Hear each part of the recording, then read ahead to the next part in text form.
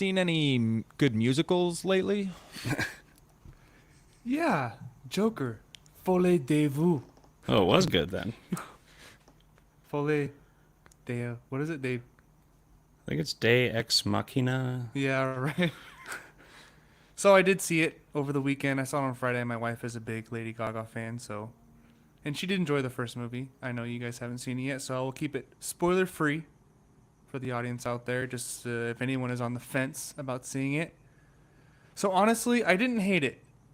I'm not a fan of musicals, and it wasn't a full-on musical. Like there are at least five music notes, music numbers going on.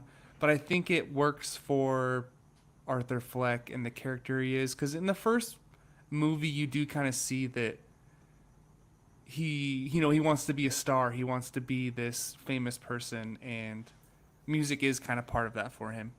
And I think Joaquin Phoenix still brought it. Like he wasn't mailing it in for a paycheck for this movie. I don't think personally. I think he still did a great job acting as the Joker.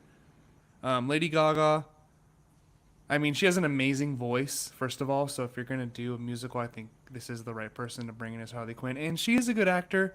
I didn't love her opening scene, but as the movie went on, she started to kind of grow on me. And the makeup at the end is really dope. Her Harley Quinn makeup is cool. So the story is like the trial of the Joker and the courtroom scenes with, I mean, I don't think it's a spoiler, Harvey Dent's in the movie. He's the lawyer going against the Joker. He plays a good like prick, young, up and coming lawyer. He's pretty young in the movie.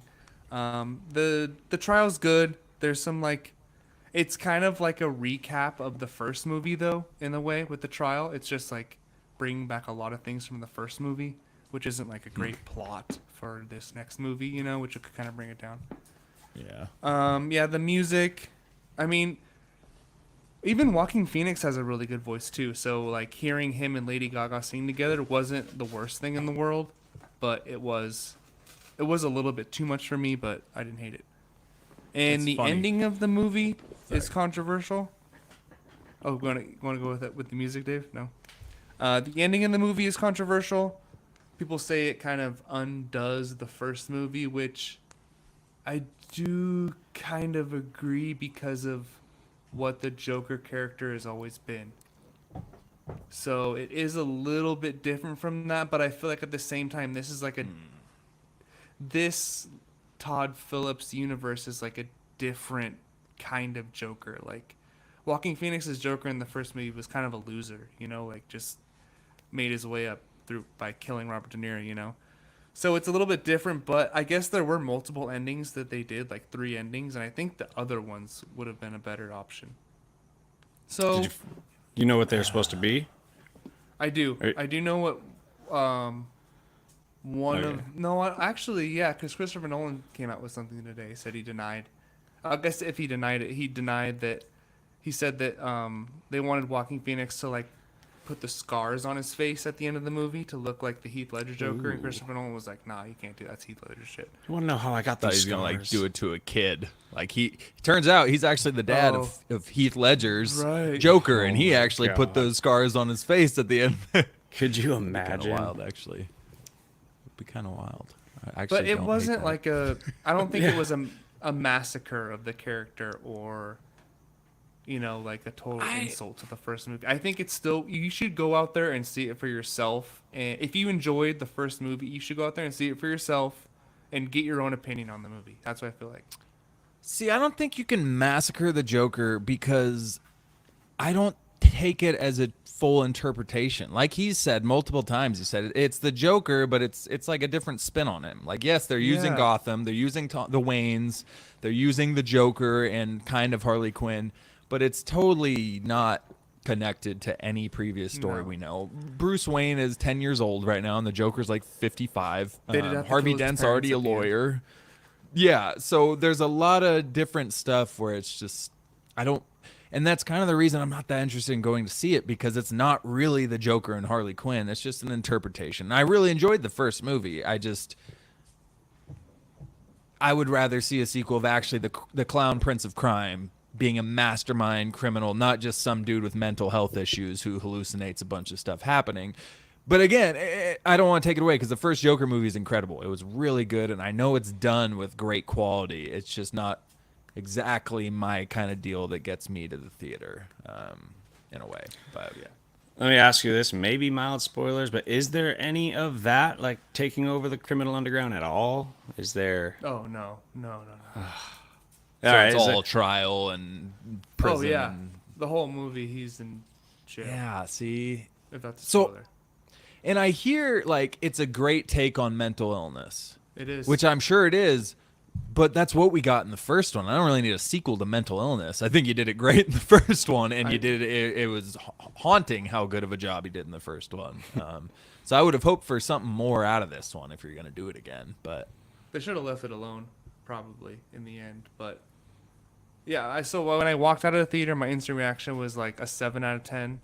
But I think it's like a 6.7, 6.8. I dropped it down a little bit after it. Because the ending, I don't love the ending.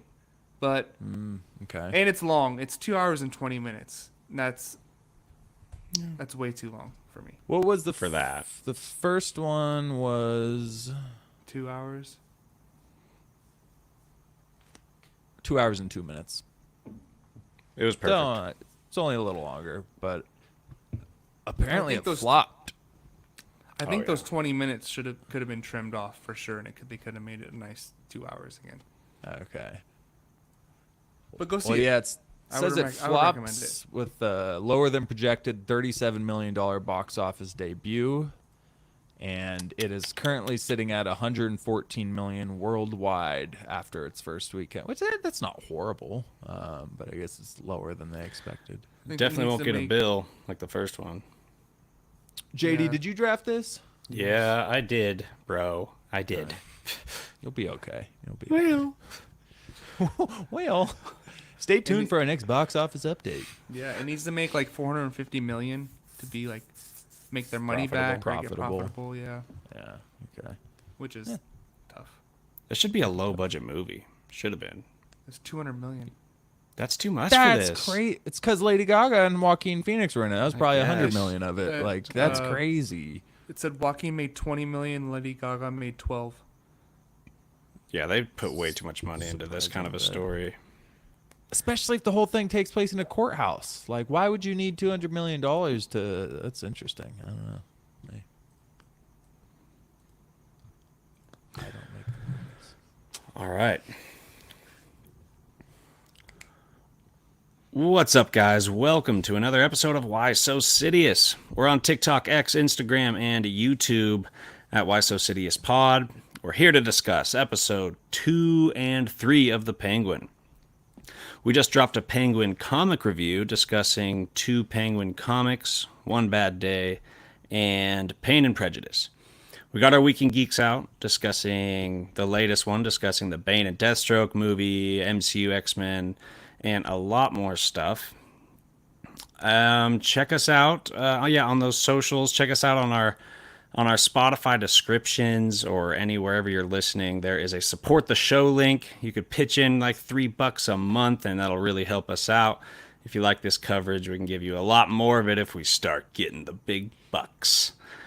So yeah, that'd be awesome. But let's get into episode 2 first.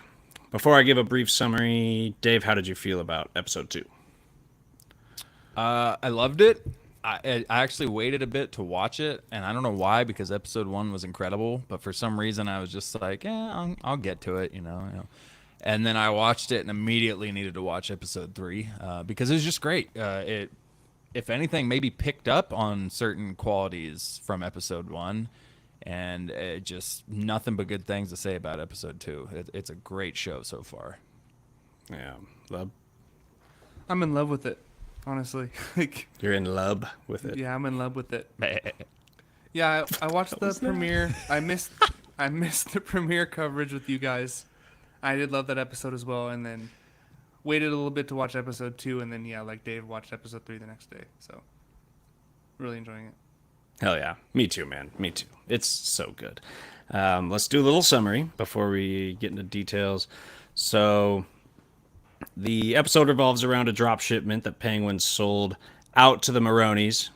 And when that goes wrong for the Falcones, they're under lockdown. Obviously, there's a mole in the organization because somehow the Maronis knew of this drug shipment, time, place. And the Penguin has to cover his tracks under this lockdown. His plan is to reveal the evidence that Johnny Vitti is banging the boss's wife. Planting this evidence goes wrong, and he has to improvise and kill a Maroni member that the Falcones had in their custody for interrogation when they're trying to find this mole. So instead of planting that evidence and blaming the mole, that situation, he kills the man, and the Falcones go more full lockdown mode, and Penguin ends up planting the knife on someone. The knife that he used to kill this Maroni member. So now this man takes the blame for being a mole, since the Penguin planted that knife into his pocket. So he gets killed, and after this, Sophia invites Penguin to work with her on this new drug operation. Pretty freaking crazy. I really, really have a Breaking Bad feel here. Like the constant crazy decisions they make and the constant improvising they have to do. It's so tense, and the struggle is so real for them. And the only gripe I ever have with these is a little bit of convenience for how things happen for the Penguin. And that's a minor gripe because it's written so well. It is a movie. There's got to be some convenience going on, but it's written in such an engaging way, dude. It never keeps you like uninterested. It's always interesting. And the little bit of convenience is easy to look past when it's just written so well. And it's acted so well, and all the stakes are so high. You feel like Penguin's gonna die every other scene for something he does. Right. It's crazy. But episode 2, I'd say, is my least favorite out of the first 3, but it's still like high 8s, especially because of how it ended. I just think it started off a little slow, and that's about it. Then the end, it just got so crazy. Victor is such an interesting character that's constantly like, well, he's so vulnerable. He's new to this life, but he's put in these super hard decisions, and he has to do some improvising himself, and he's not good at that at first. He gets a little better towards like episode 3, but this character on paper, I don't think would have excited me, but he's used so well. Even like he's used so well. Everything, even with Victor, is awesome, and it's like you feel like he's gonna die every few scenes. But yeah, let's Sophia, dude. I was not excited about her in the trailer. I was like, man, I'm not sure I'm gonna like this character, dude. She is amazing, and like she's acted so well. She plays that perfect like psycho, but still formidable, and she's like barely not hiding her psychoticness. It's there, you can see it's there, but she's like hiding it somehow. The looks in her eyes, she's scary, bro. She's scary. Eyes stare straight into your soul, and you can't pin down what she's thinking. Dude. You can't tell if she's thinking about peeling your skin off or thinking maybe she can trust you. Like, you have no idea where she's going. She's killing it. 100%. Dude, watch Severance on Apple TV. She in that? Okay. Yeah, she's the one who like rebels against the system.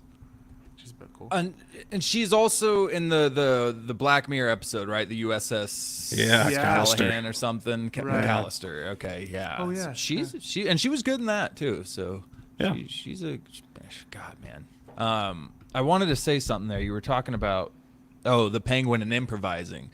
Bro, that part of this show that is so intriguing and captivating is the improvisation. So much stuff they have to do.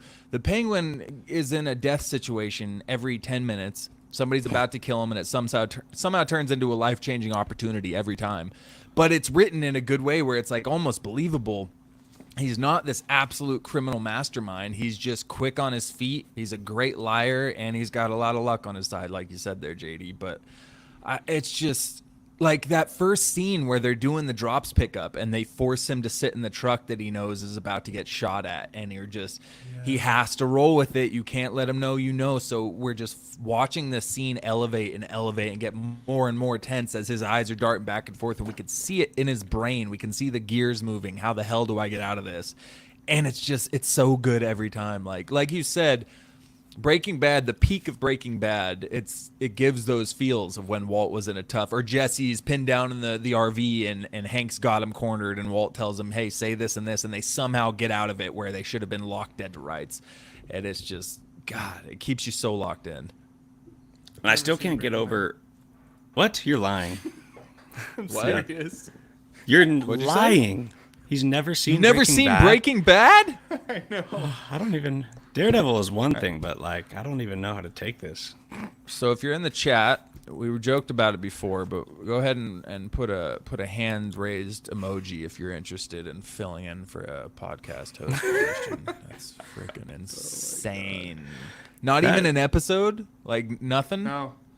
I tried to get my wife to start it with me, but That's it's wild. too big of a commitment for her. You'll be hooked I was gonna episode say, 1.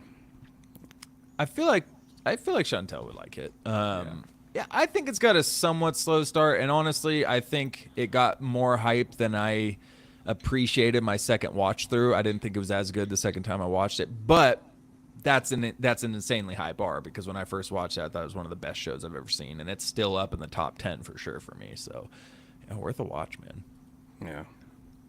I can't get over Colin Farrell's casting still. Like with how much he does not look like a Penguin character, but how much he brings to the table is so crazy. It's just so crazy. And like he's super funny at these tiny little moments. Yeah. Like the weird little snarky smile he gives after he makes a stupid joke. Like all those just I love it so much. And then we'll talk about something other in episode 3, but you know, we get to see him freak out again. But like and then when he gets down to battle, like when he has to start shooting people during this operation going wrong by his design. I can't get over it, dude. It's crazy. He should get an Oscar nominee for sure. He's getting something. Emmy, dude. but yeah. Oh yeah. Oscar too. Screw it. Throw it in there. Yeah, he needs an ESPY. He needs an ESPY for sure. Yeah. But you Not mentioned the way he swings that sledgehammer. You mentioned Victor before. I feel like he's like the audience. You know, like it's our look into this crime underworld in Gotham, Smart. which we've never really gotten before in this level, at this depth. Which It's like, unique. that's why I love this show so much because it is in this Batman universe, but it's not this like superhero corny show. You know, it's like it's really The Sopranos, but with the Penguin. Yeah. Dude. They do it just enough where you know Yeah. it is, but you forget after 20 minutes, and then all of a sudden they say something about Gotham, and you're like, oh, that's Arkham. right, Batman Yeah. lives in this universe. Like, that's weird. I swear, if he showed up, I feel like it would not be good. I feel like it would not do anything good for It'd the feel show. weird. Yeah. It feels super out of place if Batman were to drop into the screen in one of these scenes, which is crazy Yeah. because this is built off a Batman spinoff, and they've totally built their own identity, which is awesome, and it's hard to do. Like, that's pretty crazy they've done this. And also Batman after the first movie, you know, not doing so hot of a job. I mean, Riddler just destroyed the city, Crime's flooded. thriving. Crime's thriving. There's a drug epidemic. Everyone's getting high in the clubs. Like, Batman, let's, you know, step it Wait, up now here I and don't try and want to clean up think the city. about him.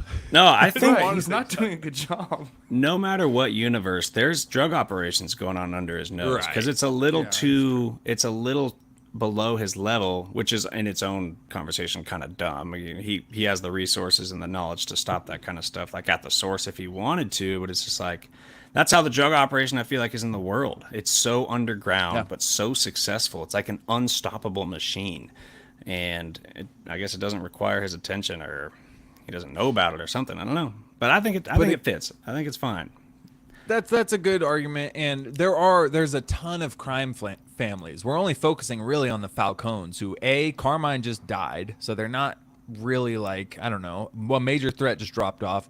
Salvatore Maroni is in prison, and they're kind of wounded. They talked about when they're selling these drops in the next episode, he listed off like 4 or 5 different underground crime families that they would go to if it wasn't the Yakuza.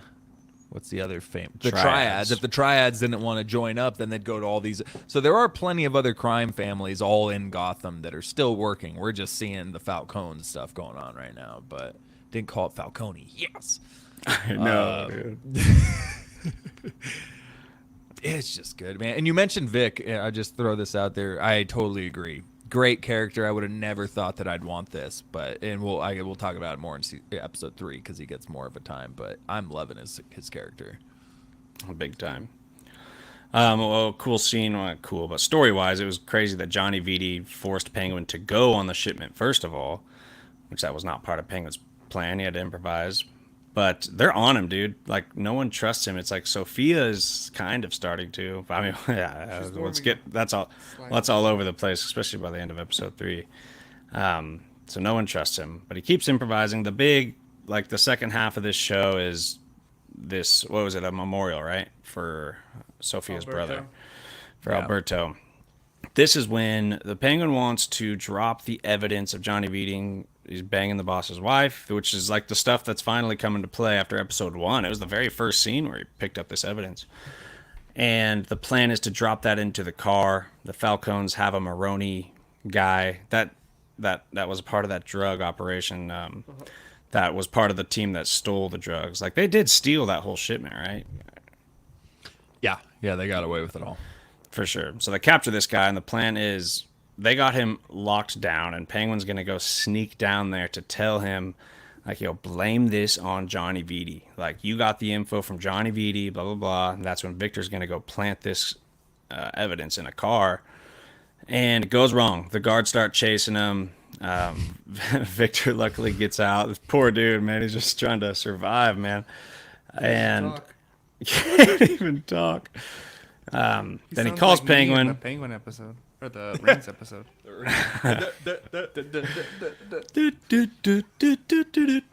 And anyway, he calls Penguin, says it's not going to work out.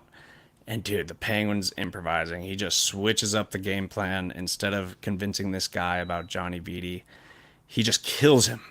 It's like we're going a different route. Just freaking kills him. That is so crazy. Like, that's a Breaking Bad moment. He did convince him, though. The guy goes, okay, right? Yeah, Johnny Vitti, got it. Yeah. Goes, sorry, bud. Plans have changed. Just kills him. Like, so crazy. And then just such a cool, like, when they're all getting rounded up and he just starts staring at Johnny Vitti. And the wheels are turning in his head already. He's going to start a huge argument with the purpose of starting chaos to plant this knife into someone. And he succeeds. Johnny Vitti's just, he's staring at, Penguin's staring at him. And Johnny's like, what the fuck are you looking at? And he goes, yeah, this is probably you, blah, blah, blah. Pushes him, all this chaos, plants the knife. And homeboy gets blamed for the killing. Kind of sad, poor guy. Like, he was innocent. yeah. And I didn't think he'd plan it on Castillo. I thought he was Me neither. planning it on Vitti. Right? But, yeah. I totally did too. Smart, though. Yeah, And he 100%. Penguin, even before that, he walks up and he tells the two, Luca and the guy who's banging Luca's wife, he's like, oh, the guy's down in the basement, like, and they're like, but he talks to him like they already know.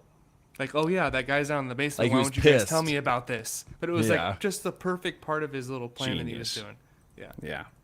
Dude, he's so clever with that stuff. He plays stuff so cool when he drops just casual sentences like that are just totally manipulating. I mean, he's Sauroning the hell out of these people right now. God, I love it. I like how they give the audience credit for not being like dumb. They don't write it on the wall. Things just happen and you're like, oh, I can see where that's going. And Yeah. I don't know, everything about it, man. It's really good. It's really good. I don't know if we've mentioned it before, but this show is pretty good. What do you guys feel about the show? Anyway. Last, I guess, thing to talk about, unless you have more on episode 2, is Victor is going to dig the body for the Maroni henchman that the Penguin killed. Damn, that was wild. And since he kind of fucked up, Penguin's got to, discipline him. So he said, lay down in the grave. That's 2 episodes in a row. The first one, hey, go check out that sunset, turn around. And this time, just lay down in the grave with him. And then scolds him for fucking up. And you feel so bad for Victor, dude. Dude can't even stutter a please don't out. And I don't know, did you actually for a second think he was going to die? No. I didn't. I thought it was a Yeah. Penguin kind of lesson, but But still, I still felt horrible for Vic, which again, I guess it's the acting of the actor there. But I didn't think he was gonna die, and I still was feeling like, oh, okay, stop, dude, let him stand up, man. Like, I feel bad for the kid. You put a lot on his plate. This is like what his first Bro, week working for you. He has he to stash just- gems in a mob boss's car. Like, holy He shit! just saved you from the Falcones murdering you by sending that car with the cinder block on the gas pedal and killing. Like, he came up clutch in the first 2 days of driving around for you. Like, hey, yeah, give the kid some breaks, but it's obviously working. He's hardening this kid left and right, baby. Jesus. Gross. Context.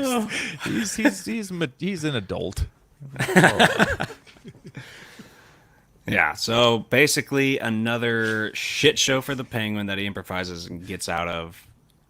Just crazy. Anything else on episode 2 for you guys? I don't. It's just the comedy, like you said. He's so funny. I think the episode opened up with Vic bringing the tacos. He goes, "Jesus, kid." I said, "No cilantro. It's fucking everywhere. It smells like soap." Like, everything he says is just hella funny when he gives Vic crap. He's just like super genuine. He's like a super genuine character that just speaks his mind in the funniest ways.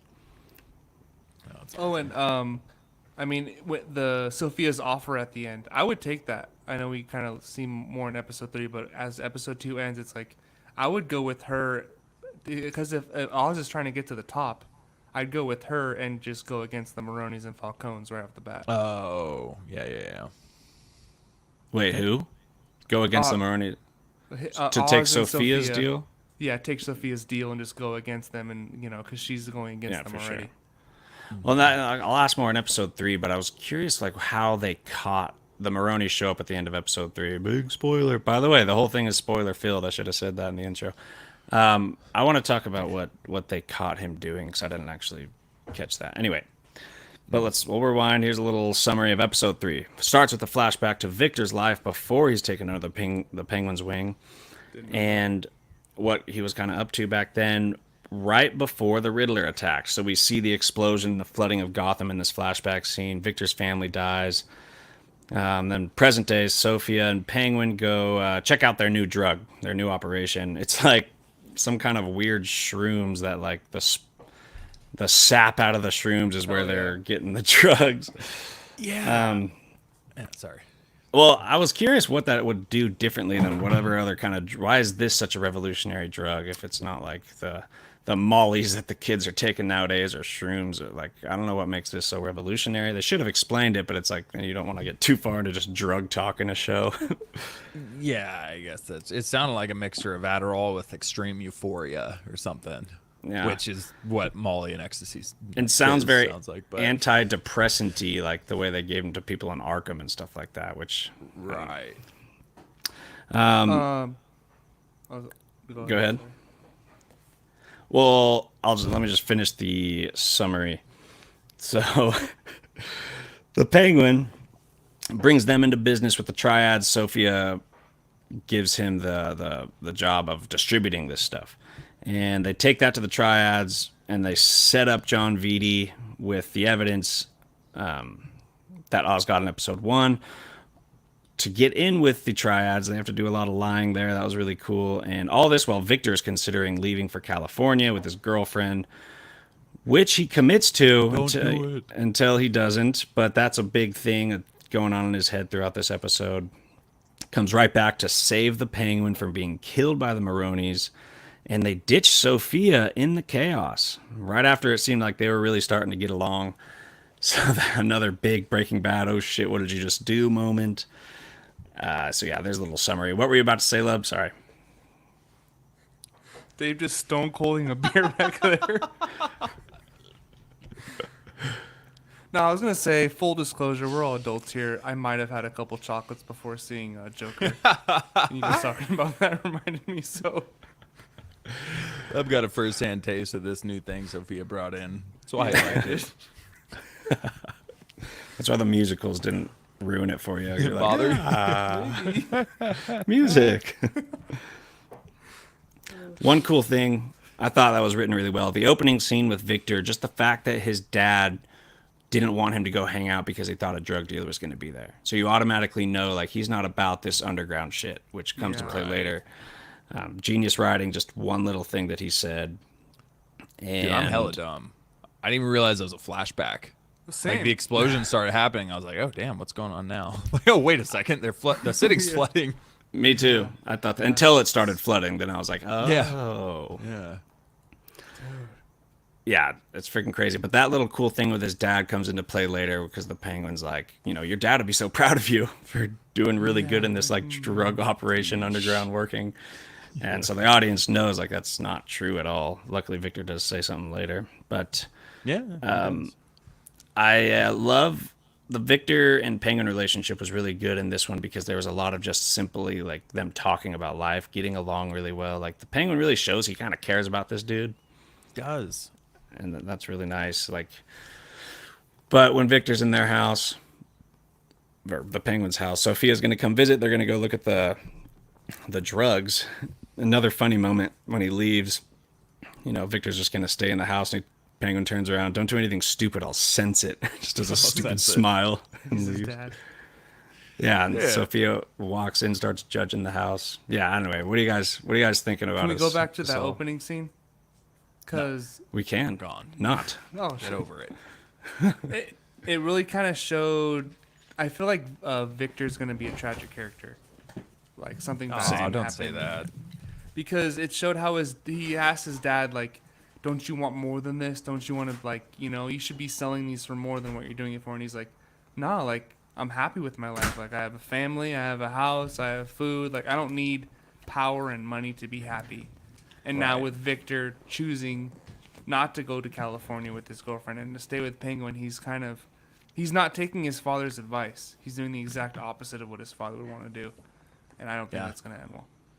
Dude, this was kind of like a Vic-centric episode. And again, if you would have told me before the season happened, we have this side character, Vic, who's a stuttering kid that the Penguin takes under his wing. And episode 3 is going to really revolve around his story. I'd be like, what? Okay. Like, why? And it was great, dude. That opening, we're fleshing out. We see his PTSD later in the club as he's kind of freaking out and he's wrestling between. He even tells Oz it's not the girl. That's not what's driving him to leave to California. He's thinking of his dad. He's thinking of that stuff. And he's just having this mental conflict. And I'm really, the character development already in 3 episodes for this kid that none of us were aware of before the season started has been really, really good. And that scene, I mean, we're talking about Vic. That scene between him and Oz, when he's checking his phone after he has the PTSD, and Oz catches the text, like that was one of the best scenes since like Andor with Stellan Skarsgård giving his speech about the rebellion and sacrifice. Like that was the dialogue between both. I found myself feeling bad for both of them at the same time as Oz feels betrayed because he finally let this kid in. He cares for him, you can tell. And obviously a thing that's missing in Oz's life is feeling loved and feeling a connection to people. We kind of see that with what happened with him and Sophia too. And it's just this whole dynamic between the two where you somehow feel bad for both parties as they're going. And the speech from Oz about how he's a nobody now. He doesn't do anything. He has that life now. He's a nobody and he doesn't mean anything. Like he says, yeah, your dad died in the city or whatever. Was it worth it, him working just to die like a schmuck or something? And he goes, and that's the world. Don't be mad at me. That's how this world works. If you don't take it, you're not getting anything and you're a nobody. It was just great, bro. It made me like Oz. It wasn't like a great characteristic thing to say. Like it wasn't like, oh, he's a good person after that. But it was like, man, I am fully bought in on this character. It was incredible. It makes me want to go join a crime family and make some real A little bit, yeah. We could make something work. No, it totally hits home. Like, I kind of believe in a lot of corrupt stuff here in America or the world in general. And the system itself being what just keeps you working 40-hour work, 40-hour work weeks while you're barely making money, barely paying bills. And ever since you're a kid, you went to school and sat in your seat for 8 hours when you learned nothing of value. And you're just like taught to do this sheepish stuff. And you can make it out, you could be resourceful and ambitious and make it out. You can. It's not like impossible, but it's just like, it seems like the system's really designed you to keep you as a working sheep. And I love how he says that. Like, you're all just working your whole goddamn life, and then you end up with nothing to show for it anyway. It's crazy. It's such a good speech. He's like, because then Vic's like, fuck you. And he's like, fuck me, fuck the world. The world doesn't give a shit about you or your family. Like, kind of make your own way. It makes you, makes you want to do your own thing instead of work a freaking 40-hour work week. Well, yeah. And I felt bad for Oz. I felt it was genuine. Like, he was pouring out his pain of, like, he feels like he's being rejected again by this kid he let in. And yes, he's lecturing him, but you can tell it's coming from a place of hurt. Like, he's hurt that the kid is thinking about leaving him. And he's hurt that this kid he has this connection with, he's just realizes that the kid feels like he has a gun to his head the whole time he's spending time with him. That was powerful, like, you can feel that pain, bro. And yet again, he pulls out a gun on Vic for the third episode in a row. Yeah.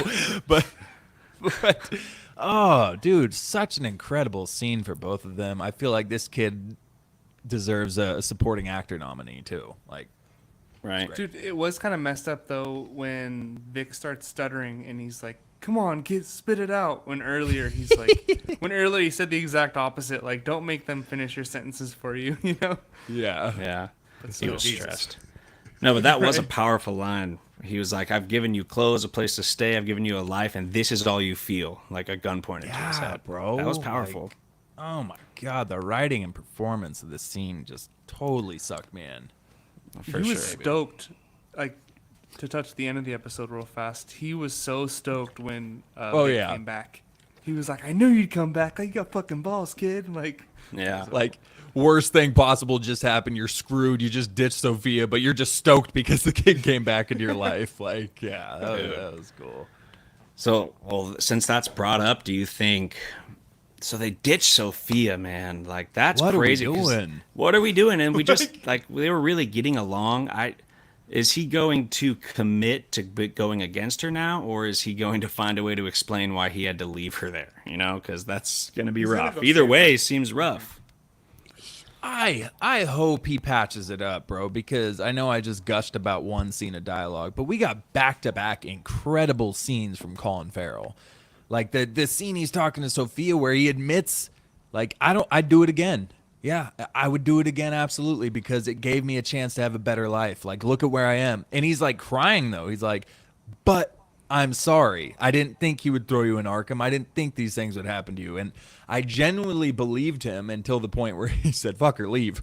Leave her behind. I was like, oh, wait a second. Were you lying that whole time? Because it felt genuine.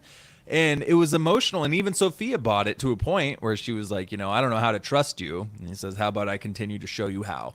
But man, it felt so genuine how he was telling Sophia about how he was sorry that he betrayed her or turned her in, whatever he really did. I don't think we got the full breakdown. Yeah, not yet. But oh my God, so powerful. So yeah, I was frustrated when he left her. I was like, I feel like we just broke really good ground there. I want to watch you guys team up. But at the same time, he is purposefully getting in business with her to double cross her still, it seems like, right? Because that's what he's doing with the Maronis. Right. Every time they seem like they're getting somewhere, it's still just like, yeah, but you're definitely doing your own thing with the Maronis, the freaking enemies to the Falcones. Right. But at the same time, it's felt so genuine when he's saying, like, yeah, I screwed you over. I would do it again. I don't regret it. And, but I'm sorry what they did to you. And then right when he says, I'll just try to get you to, I'll continue to show you why you should trust me. And then immediately the rival gang shows up with the proof that she shouldn't trust him. What did they have on him, though? What was going on there? I think they maybe killing the guy. Irvon or Irvale or whatever. Irvon. I think they must have found out Oz killed him, which I don't know how, though. Because the Falcones didn't even find out, so I don't know. They probably don't know that he killed him, but he basically told them that, hey, I'll bring your man back. And then he just turned up dead like 2 seconds later. That's true, but it seemed so definitive. Like when they showed up, like, you did something wrong. We saw you red-handed kind of thing. Right. Yeah. Oh, so, I mean, are they just pissed that he's doing his own drug operation for his own good? But still, it doesn't seem like there could be definitive proof to where they're about to come kill him. Because he could always explain, like, yeah, I'm setting this up for you in some way or another. They have an inside man. I know what it is. No, that guy Irvon was actually Batman, and he was wearing those Batman contacts where the feed is transferring live. So the Maronis watched Oz kill the guy right away. Yeah. What if he did have a wire on him or something? I'm sure the Falcons Something, would've right? grabbed him, but There had to have been something, I don't know, but yeah, it was very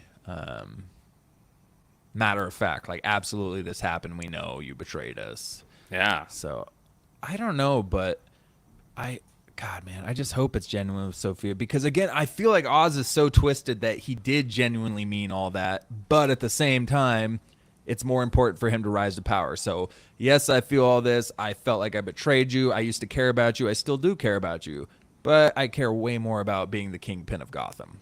And so that's just going to leave everything he said in the dust, which makes him a good liar because he genuinely felt that, but he's still going to go against it. But Yeah. won't that bring up issues in the Batman too? Where if the Penguin is such this likable character after his show, are we gonna want to see him go up against Batman? We're like, Dude, hey, wait, like he's a good guy deep down. Like, don't No, hurt him, you know? he is not. I think they're doing a great job at showing you he's not a good guy at all. Yeah. But he's so charismatic. Like you might want to go have a beer with him, but you never trust him. He's good Which with is Vic, what- though. It's exactly what Vidi said. He said, That's yeah, true. have a beer with the guy or gamble with the guy. Yeah, you're a blast, but nobody keeps you around because they like you. It's like, oh, Dude. God, that was painful. No, I think you're right, JD. I think he's still definitely a villain. But I think that genuine Side of humanity him. is in there. Yeah. It's just it's outweighed by his want to be a kingpin, and he's cutthroat ambitious to the point where it's not going to matter. This fool wants to rule the crime underworld. Yeah. Ugh. So the reason they have to set up Johnny Vitti is because the Triad member pretty much refused to do business unless they heard it from the higher up, being Johnny Vitti, that he is in business with them. And I love the scene with Sophia and Penguin, like they're back and forth. The way they work together to convince this dude was done really well. Felt like Yeah. they both ended up going in on this lie that Johnny Vitti is in with them. So in order to get him to make that phone call, boom, the evidence of his sexy time is put on the table. And that whole scene was really good too. Johnny Vitti also does the whole thing where he starts making fun of the Penguin in a way, calls him worthless or whatever the hell he calls him, a joke. And Penguin just snaps, just like we saw with Alberto Falcone, except it wasn't quite as fatal. But that was another great acted scene. He was furious. And he got in that dude's, put a knife in his mouth, all this stuff, threatening him. And not only that, it was written so well because one of the biggest things he says was, you think you could just throw Sophia under the table, blah, blah, blah, like right in front of her, gaining her trust with emotion and anger, like, and, Vitti has to make the knows. call. But that's such a good scene there, too. He knows how to work that so well, even in the emotion and showing that. Yeah, no, I think he put pliers in that fool's mouth and was like gripping his tooth or teeth. something. But Yeah, that's right.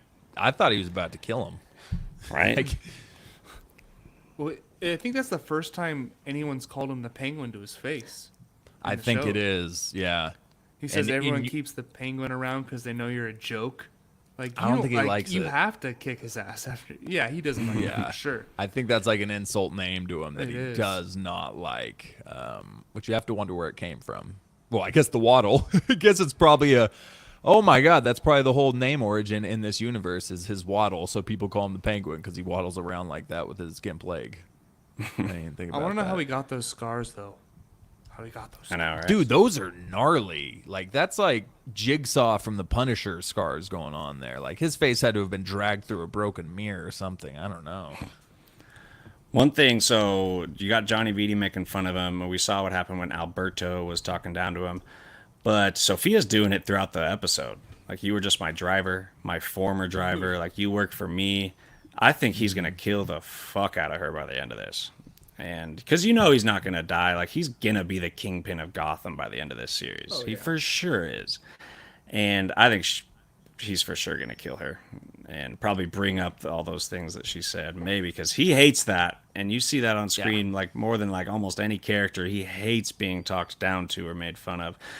Dude, in the comics, someone talked down to him and he plucked this dude's wife with a needle, and he explains it as, we infected her with something the medical system hasn't quite caught up with yet.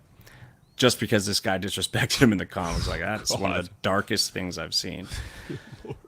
That's what Yeah. I was saying, though. He needs to be less likable at the end of the season. Yeah, he needs to do some gnarlier stuff. He needs to be less likable by the end of the season. Like, do some more fucked up things. They probably will. Like JD said, I think he is still a villain, but yeah. So I think by the end of it, he's probably gonna have to screw over Vic. He might end up killing Vic to kind of show how ruthless this fool is. Like you said, he's gonna be a tragic character. So yeah, I could see Penguin offing Vic at the end of this. Dude, that's a great focal point to make us hate the Penguin. Yeah. Because we're really building to love Victor, and like we still kind of like the Penguin despite all of his terrible things he's doing. By the end of it, you kill Vic, you know, no one's gonna like the Penguin. You will still like him as a character. He's a great character, but we're gonna be like, all right, fuck this guy. Now you want to see Batman whoop his ass after that. Right. Dude, which by the way, I just want to say, so obviously this isn't exactly a comic, like a Penguin plucked straight off the comic panels. You know, he doesn't have a freaking monocle and top hat going on. But that scene in episode 2 where Vic's in the grave and he's smoking the cigar and talking about ruling the city and all this other stuff while he's dragging a cigar at night, I got massive Penguin vibes right there with the whole cigar look and everything, because Penguin smokes a cigar a lot in the comics and everything. But that was the one time so far I've been like, oh, this does feel like the Penguin out of the comics right now. This is cool. But I want to keep that in check. I like what they're doing, the grounded kind of character. Yeah, now we just need an umbrella, like an umbrella that's actually a gun. It's a gun. That could still be believable in this without going too fantastical. Yeah, screw it. But yeah, maybe he has little penguins with bombs strapped to them, waddling next to him. Another big scene was not that big of a scene, but when Vic is sitting there waiting outside of the triad meeting, and the cop pulls up. Dude, I was so scared for Vic right there. Like, legal troubles is one thing, because you got all these drugs in there, but then just like, if he fucks up again, the Penguin is not, that's going to be bad, dude. Like, that was scary. But yeah, the cop takes his money, and then he kind of pretty much takes that money as a form of payment to leave him alone, which, very tense scene. I had a nitpick. Why is his backpack always slightly open to where you can like, see things inside, or things can just fall out all over the ground like they did later? Like, close the backpack all the way, and the cop won't see the drugs, or they won't fall out all over the place. Like, zip that shit up, bro. Yeah, that's a good point. They were like visible if the cop just looked in there. Right. He's not the smartest kid. He's learning. Yeah. I did like I think it's the beginning of episode 3 when he says, $1,000 a week. He's like, I want 2,000. He's like, yeah, I like that, but that no. was sick. Not happening. I like your yeah. attitude, but no. I love that. Yeah. Vic's turning into a hell of a character. He is. Yeah. Anything else on episode 2? Or 3, sorry.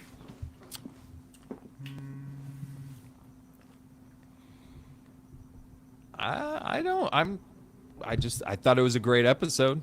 It was my favorite of the season. But Me too. Yeah. No, God, the show is great. Did I say that? I think my favorite, it would be 3, 1, and then 2 is my least favorite, but still really good. What do you guys think? Where did you rank them? Yeah.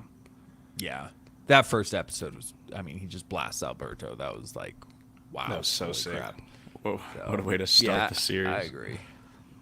They're all very close, though. Yeah. How about the scene where he wants to send Sophia to Italy, and he says 2 days, or I'll tell people that's where he went. Yeah. So I wonder what's going to happen after those 2 days come up. Are they going to try and? Well, and after he got what blackmailed happened after that, though. Yeah. That's true. Okay, you can't do that anymore. Yeah, she's But going to Luca always wants have him that to go, on wants her to him. go. That's true. It's the boss.